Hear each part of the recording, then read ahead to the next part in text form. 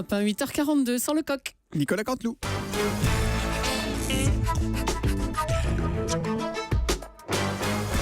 C'est presque de l'info, c'est la revue de presque de Nicolas Canteloup. Et ce matin, c'est Marc-Olivier Fogiel qui est avec nous. Eh oui, bonjour Julie, Bonjour. Natacha, Thomas, Laurent, chers auditeurs. Bonjour au docteur Morandini. Bonjour. Une fois n'est pas coutume, on va commencer par un mea culpa. La CGT a mené une enquête sérieuse, une enquête interne sur l'affaire Thierry Lepan et il en sort totalement blanchi. Il ne savait rien, Titi Lepan. Il n'était pas au courant des factures de son bureau, de son appartement. Il ne s'était même pas aperçu qu'on avait fait des travaux chez lui. Rien, je vous dis. Une enquête, donc je le précise, menée par Brigitte Lepan, la maman de Thierry. Donc impartiale l'enquête. Vraiment, non, on s'excuse d'avoir douté de toi, Titi, franchement. D'après moi, il est tellement honnête que la CGT va le réengager le mois prochain. ou peut-être Radio France. Oula. Allez, je suis chaud pour les titres. Eh bien, on vous écoute, Marco. Attaque de CTLM, vous le savez, Michel Polnareff, le septuagénaire blondissant, disons-le, attaque CTLM et demande 1 million d'euros parce qu'il considère que sa caricature dans la pub CTLM, donc, le ridiculise. Et il n'est pas le seul. Ah bon ? Jean-Vincent Placé, Julie, Thomas, attaque aussi la marque Jean-Vincent Placé, mais cette fois pour la caricature du personnage CTLM. Ah oui, un bonhomme tout vert avec une grosse tête.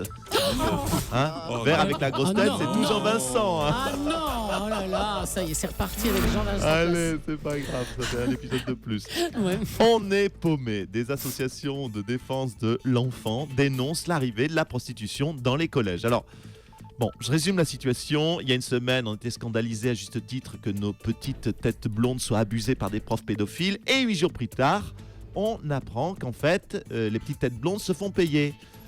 Franchement, il n'y a plus de jeunesse, il n'y a plus de profs non plus. Allez, enchaînez. Brocante, Nokia, vous vous souvenez Nokia a annoncé sa fusion avec Alcatel.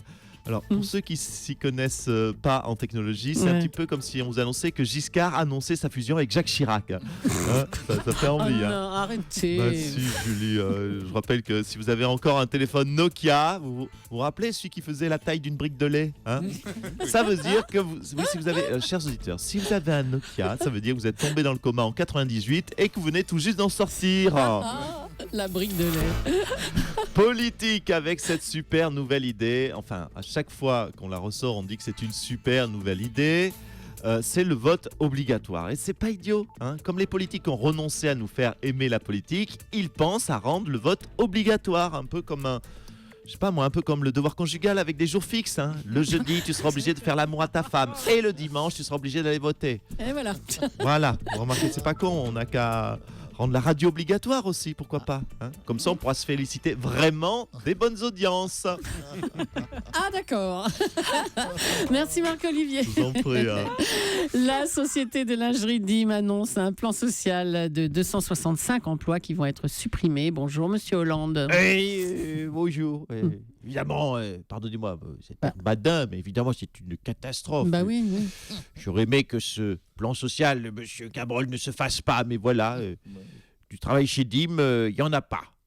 Il n'y en a pas, Il n'y en a pas, Quel Il n'y en a pas, Je fais ce que je peux pour soutenir. Oui, c'est bien. Toutefois, j'entrevois néanmoins une solution. Ah ben ça nous intéresse. Laquelle ? Écoutez, permettez une annonce. Allez-y, bien sûr. Français. Offrez des strings. Offrez de la lingerie, offrez des slips. Des slips à clous ou des slips léopard. Oui, avec un grand Z, des porte-jartelles. Je vous le demande, soutenez le soutien-gorge de toutes vos forces. Ah, pas mal le slogan. Mesdames, soutenez l'emploi en étant sexy, de grâce. Madame Poli, chère Madame Julie, Oui, bah, je vous le qu'est-ce demande que- solennellement, au nom de la France, mettez un porte-jartel On va pas dès le matin. Mais, on va pas sauver les emplois comme ça, enfin, Monsieur Hollande.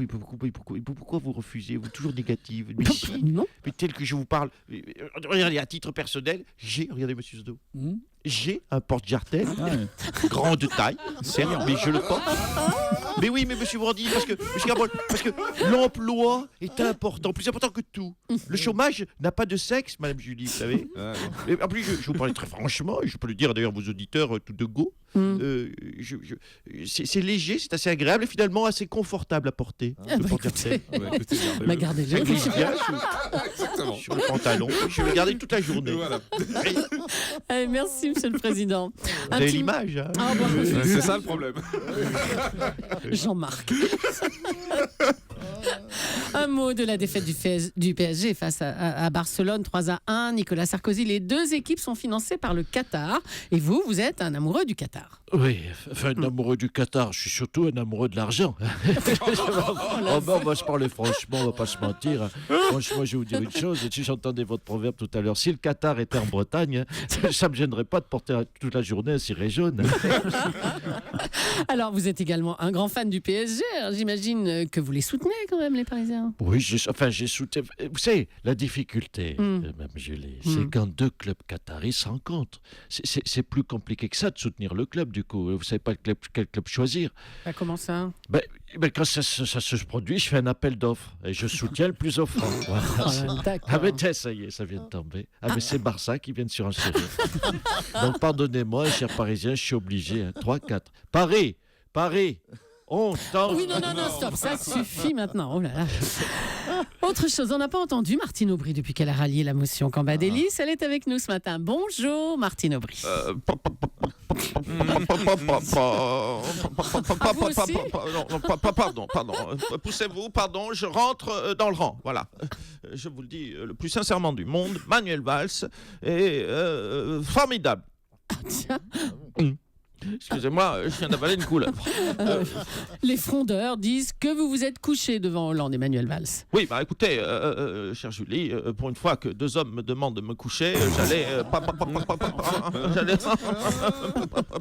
bouder mon plaisir. Enfin, c'est quand même un peu bizarre de soutenir ce gouvernement que vous avez tellement critiqué. Non, c'est n'importe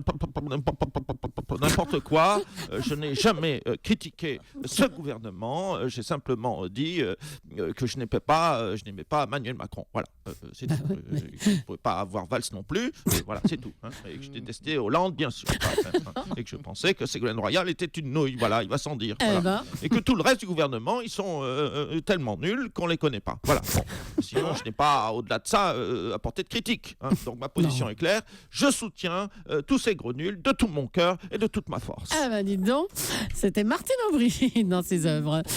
Il est un plus gros vendeur d'albums de toute l'histoire du rap français. Le rappeur Booba sort un nouvel album cette semaine avec des textes, disons, trash. Le Parisien en cite quelques-uns comme « Je te la mets ». Oh, attendez, moi je ne veux pas dire ça. Non. Qu'est-ce qui se passe, Soleil? Non. Qu'est-ce que t'as besoin d'un mec rock'n'roll pour lire les textes de Booba? Écoutez, oui, peut-être bien, mais allez-y. Alors, Philippe Manœuvre, vaut mieux que ce soit vous. Allez. Alors, je picole, ok, pas de problème. Alors, je découvre les textes de Booba. La star, faut-il le rappeler à nos auditeurs, la star de la chanson française, meilleur vendeur de disques, poète moderne, 3-4, j'y vais. Je te la mets jusque dans la gorge comme si je baisais Mimi Mati. Voilà. Eh ben voilà. Oh la vache. Alors, au journaliste du Parisien qui, lui, cite ce texte, Booba répond « C'est une métaphore, c'est une image ». Francis Cabrel, bonjour. Oui, bonjour. Alors, comme Booba, vous êtes chanteur, comme Booba, vous êtes le spécialiste des métaphores et des images. Qu'est-ce que vous pensez de ce texte ? Je te la mets jusque dans la gorge, comme si je baisais Mimi Mati. Oui, non, mais c'est pas possible. Non, mais c'est une belle métaphore. C'est vrai que c'est printanier, c'est chantant, ça sonne bien. Si j'avais fait la chanson, je pense que j'aurais rajouté quelques images de plus, comme je te la mets profonde jusque dans la gorge, comme les gorges du Verdon, en bas de la montagne. Comme si je baisais Mimi Mati sur les chemins de poussière. Oui, arrêtez. Oh là là. Non, c'est bien, bravo Booba, pour ces textes de chansons lourds comme des bouteilles de butin. Allez, stop, ça suffit. Autre chose, Jean d'Ormesson a fait un malaise dans l'émission C'est à vous sur France 5. Une mésaventure identique était arrivée au journaliste Patrick Cohen, dans la même émission, curieusement. Il va nous en parler. Jean-Marc Morandini. Oui, bel enchaînement, Julie, bravo. Booba jusqu'à d'Ormesson. Aujourd'hui, dans Oui, je confirme. Aujourd'hui, dans le grand bordel des médias, de l'actu, des blousons de cuir, des balles en mousse, des pinces à tétons, de l'eczéma, des bilboquets, du vote obligatoire, des bières belges, du bowling, du Crazy Horse, des tartes au quetch. Oui, je sais que vous aurez retenu pince à tétons. Une grande étude sur l'orgasme chez les sourds-muets. Et nous reviendrons bien sûr sur ces malaises à répétition dans l'émission C'est à vous. Alors, pourquoi les invités d'Anne-Sophie Lapix sont-ils régulièrement malades? Est-ce que ces malaises sont dus au décolleté de l'animatrice? Ou est-ce que le dîner sur le plateau est empoisonné? L'émission essaye-t-elle d'empêcher ces... C'est pas vrai. L'émission, hein. L'émission essaie-t-elle d'empêcher ses invités d'aller sur le plateau? Je peux terminer, Julie, du grand journal après. Est-ce qu'un jour ils vont tuer un invité? Qu'est-ce qu'ils attendent pour inviter Cyril Hanouna ou Mathieu Delormeau? Voilà, Veulent-ils que je leur donne ma recette du soufflé à la morora ou de la quiche à arsenic? Oui, ça existe. Toutes ces questions et aucune réponse, c'est dans le grand bordel des médias. Bravo Nicolas Cantu. Roger Federer, redevenons sérieux quand même. Roger, bonjour. Oui, bonjour Thomas. Vous allez affronter Gaël Monfils aujourd'hui au tournoi de Monaco dans la journée. J'ai encore la vanne de cet LM. Oui, Thomas. Hein, ce match contre mon fils tout à l'heure alors. Oui, à midi, oui, Thomas. C'est la magie du tennis. Hein. Des fois, on a déjà gagné au tirage au sort. Hein. Mais non, je respecte beaucoup Gaël. Hein. C'est un ami, surtout un voisin en Suisse depuis 20 ans déjà.